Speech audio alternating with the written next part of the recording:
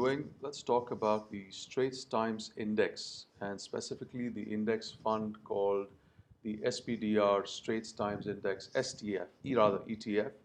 It aims to mirror the Straits Times Index. The Straits Times Index is Singapore's benchmark, bellwether, flagship stock market index.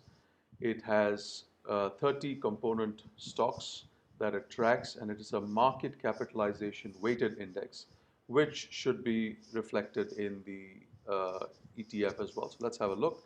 The ETF has an expense ratio of 0.3%, which is okay. I would have liked it lower. Let's go down, and the AUM, or assets under management, is about 1.6 billion, which is okay. We go down further, and a couple of key information, key data points are that the dividends are, which is also known as distribution, are reflected or rather reinvested in the market, in the fund itself, and the distribution yield of the Straits Times Index. This is huge. The distribution yield is actually very good. It's almost 3.4%, which is fantastic. Price to cash flow is very, very low. Price to earnings is also very low. These are good. Price to book also very low. So this is all very, very good aspects. Weighted average market cap. Now this is something, it's about $40 billion. So this is something that I have to figure out what the weighted average market cap of the fund means. But that's not the most important data point. The data point here is that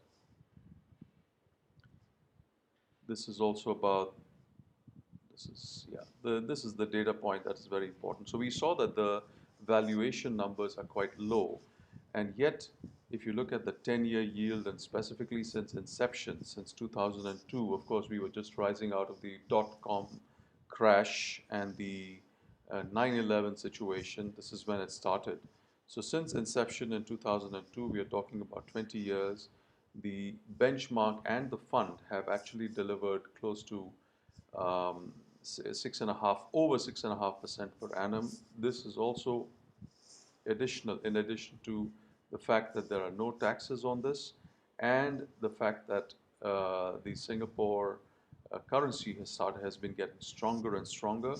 So these are the reasons one can consider investing in the STI ETF.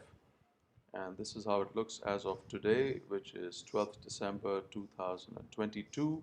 Well, of course, these are updated as of the 9th December, Friday, last week.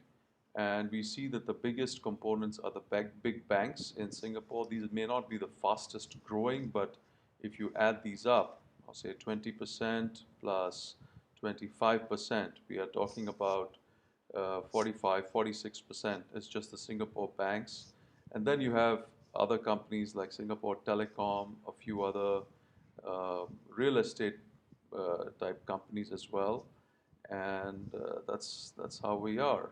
This is we can download the daily holdings, month-end holdings. And this is what I wanted to share this with you. Thank you.